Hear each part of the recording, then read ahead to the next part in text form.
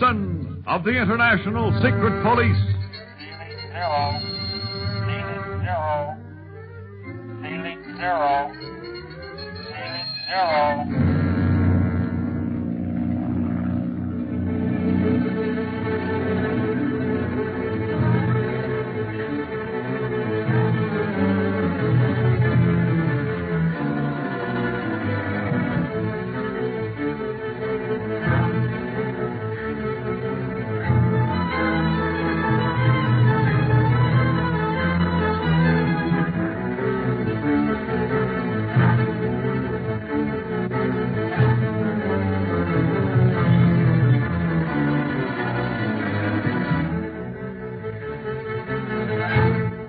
With plenty of evidence to arrest and convict the Octopus, the secret police plan to advance on the pass of the Iron Dagger and capture the criminal and his gang. Bob Gilmore is bringing a large band of Tibetan police from Nagchuka, but, hoping to surprise their enemy, Speed, Clint, and Barney go on ahead to the castle. And after the Octopus gangsters have been stationed in the surrounding hills by their master, the boys walk in on the Octopus in his laboratory. Clint orders the criminal to disarm his men to save his own life. Meanwhile, Quan Wu enters through a secret passage and, holding Speed before him, turns the tables on Clint and Barney. The Octopus says that they must now hand over their guns, else Speed's life will be forfeit. Don't you do it, Clint. Maybe you'll never get another chance to capture the Octopus. Don't give up just because of me. Well, Barlow, what is your decision? My life or your nephew? How can I make such a decision? By surrendering to you to save Speed's life, I break every vow I've made to the secret police. I dishonor the service. And yet I... Please, Clint, don't let him get away with it. Get the Octopus no matter what else happens. Your nephew has courage. I'm surprised you know courage when you see it, you dirty yellow rat. Master, why do you bandy words with these fools? Shall I shoot the boy? I shall give Barlow 1 more minute to hand over his gun. Why, you... Hey, what's that? It's Bob Gilmore and his gang. He must have come right after we left, and people sent him right up here. Gilmore? Quick, get Quan Wu, Barney. Speed, are you hurt? No, Clint, but I think Quan Wu is. Barney tackled him like his life depended on it. Not my life, but yours, kid. Now, just let me get another pair of handcuffs on this baby. Here's a pair, Barney. Thanks, kid.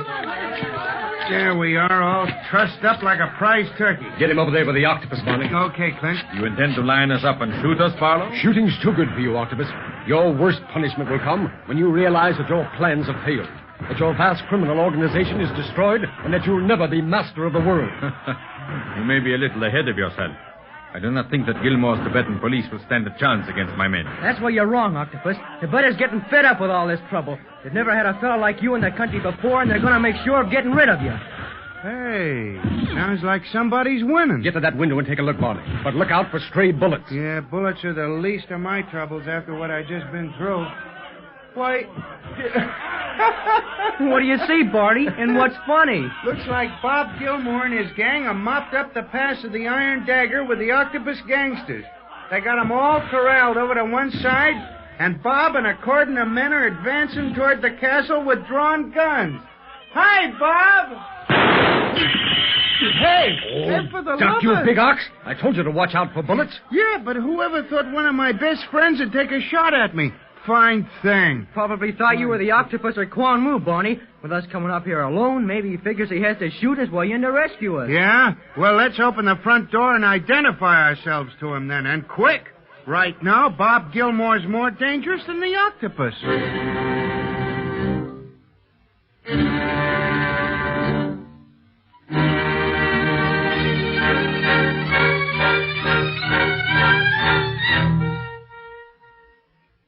So that's the story of our capture of the Octopus, Mr. Searing. We brought him here to your home so that Larry Winfield could see him and positively identify him as not being the man he knew as Paul Mounier. It is an amazing story, Mr. Barlow. You have been trailing this criminal for many months. Years, Mr. Searing. Clint and me was after him long before the Chinese case. And yet his capture was amazingly easy. Well, easy if you discount those seconds that Speed's life hung in the balance, Mr. Searing. I was faced with the choice of betraying my chief's trust and the training of a lifetime for the sake of Speed's life. And you wouldn't have hesitated much longer, either. Speed means more to him than anything else, Searing. Boy, then I'm sure glad Bob Gilmore came when he did. I should think you would be. By the way, where is Mr. Gilmore? He and Chief Tipo are taking care of the prisoners. We made a big haul tonight. I think we got every octopus gangster in Tibet because this guy had sent out a call for all his men to rub us out. Rub you out? Barney has rather an odd way of expressing himself at times. When is Larry going to see the octopus? Dawa is bringing him now, Speed. In spite of his great excitement, he fell asleep an hour after Gilmore and his men left here. The poor fellow is exhausted by his experiences. I bet you're tired, too, Mr. Searing, with us arriving here at dawn with the octopus and his gang. Did you stay up all night? Certainly, Speed. Sleep is vastly unimportant when life and death hang in the balance. I feared you would never come back. Oh, we always turn up, Searing, like bad pennies or something. What do you think of the octopus? It is still hard to realize that this silent man, whom I knew as a kindly scientist, is the world's greatest criminal. Was the world's greatest criminal, Mr. Searing. He's all washed up now. You said it. What have you got to say for yourself, Octopus? What is there to say, Dunlap? That's right. But you might tell us who you really are. I leave that for you to find out. After all, you are in the secret police and must be used to such things. Oh, still cocky, huh? Let me smack him. I'll smack you if you do. Haven't you had enough fight for one night, Barney? No, I'm just getting warmed up. Oh, here come Larry and Dawa. Gee, Larry does look all done up, doesn't he? The reaction has set in. Here, Mr. Winfield, please sit here. Thank you, Mr. Searing. I had a difficult time in awakening him, but once he knew that Quan Wu and the octopus had been arrested and brought here, he could scarcely restrain his impatience. Well, I don't wonder at that, considering what has happened in the past. Well, Larry, is this the man you knew as Paul Mounier? I notice you've been studying him very closely. Yes. I wanted to make sure, Barlow. But seeing this man in person satisfies me that he is not Paul Mounier. He looks even less like him now than he did in his pictures. Maybe his disguise is wearing thin. No, it's an excellent disguise. A very true likeness. But Mounier was kindly. I felt that by merely meeting him. This man throws out an aura of evil. That's because he's not trying to pretend anymore, Larry. He knows we've got him at last. Now that you got me, as you put it, what are you going to do with me, Barlow? I'm going to fly you to the coast of India as soon as I possibly can, Octopus. Not taking any chances on losing you again. You and Quan Wu will be able to tell Chief Riley plenty when we get you back to New York. You think I will talk? If you don't, Quan Wu will. Wu had better not.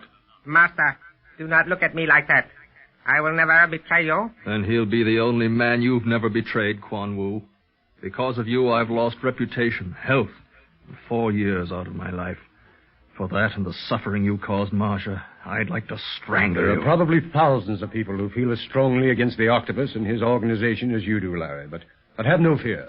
The law will mete out just punishment. What are you staring at, Dawa? This octopus. I still cannot understand how a man can be so cruel, so inhuman. Unfortunately, there are not many men like the Octopus, Dawa. And the few that are generally destroy themselves in the end. Like the Octopus, they become blind with power, too sure of their own success and themselves. Then they become careless, and that's fatal to them. Yep. If this guy hadn't been careless, we never would have got in the castle through that side door. Are you going to question the octopus and Wu here, Clint? No, Speed. It'd be a waste of time for one thing, and I want to get to the coast and get started for home with our prisoners as soon as possible. What about the other prisoners? Well, Chief Teeple will know how to take care of them, Mr. Searing. After all, they are Tibetans, and I think it best that their own government should punish them. Yeah, we never get all them guys in our plane. When do you plan to leave, Mr. Barlow? Just as soon as I can make my report at Lhasa, Dawa, turn all the prisoners over to Chief Teeple, get Larry back to Dr. Kingsley at Nagchuka, and then say goodbye to all our friends. Oh, I should say we'll be leaving here within, 6 hours. What? But we had planned on a feast in your honor, Mr. Barlow. You and the others have done Tibet a great service. Only a feast can show our appreciation. You mean one of them spreads like we had at your townhouse? Yes, only far greater. Greater? Look, Searing, we got to get our prisoners to the coast, and if we stayed for that feast, we'd never be able to lift the plane off the ground. Thanks, just the same. Then you mean our friendship has begun only to end, Speed? And? Of course not, Dawa. Why, you're one of my pals. I'll write you letters and you answer them. You tell me everything that happens over here in Tibet, and I'll do the same. Then maybe you'll get a chance to come to America, and we'll show you all around. Won't we, Clint? Well, I should say we will. It is a bargain, then. But meantime, we shall miss you very much. you have given me a glimpse of a country that is even more wonderful than I dreamed. If all Americans are like you, Speed, and like Mr. Barlow and Barney, then I must visit there someday. Sure you will, kid. And we'll have a brass band waiting to greet you. Well, when do we get started for Lhasa, Clint? Well, we're not all going together, Barney. I want you to take Larry, fly the plane to Nautuka, and wait for us there. What about the Octopus and Wolf? They'll stay with us. I want an armed force around us until we can get them into the plane and take off. Won't take me long to finish my business at Lhasa, and I'll ask Chief Tipo to choose a special guard to accompany us to Nautuka. I'll expect you to have the plane filled up and ready for the flight over the Himalayas to the Indian coast. Don't worry about that. The crate'll be ready. Just see that you have something to put in it as passengers. Oh, the Octopus won't get away from us now, Barney. Listen, kid, I won't feel absolutely safe until I see that guy behind bars in New York. Thank you, Dunlap. Don't thank me, Octopus. I just know that rats can squeeze through many small holes. Now, you better get started for Nautuka, Barney. You think you can stay awake for the flight? Me? Say, I'm so used to going without sleep that it makes me nervous just to shut my eyes. Well, go on and get started. And have the plane service before you bother Dr. Kingsley and the others. It's pretty early yet, you know. I bet they've been awake all night, too, Clint. May we go to Nautuka, too, Mr. Barlow? Well, I believe it best not to, Dawa. Your father will accompany me as a material witness on this case, but I think we'd better say goodbye to you here in your own home. I think it'll be easier.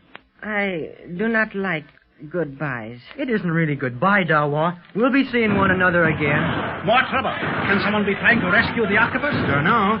Didn't know there was anyone left to rescue him. But bullets mean goodbye in any language. Let's see what's happened. Maybe it's an attack. And you thought you had me cornered, you fools.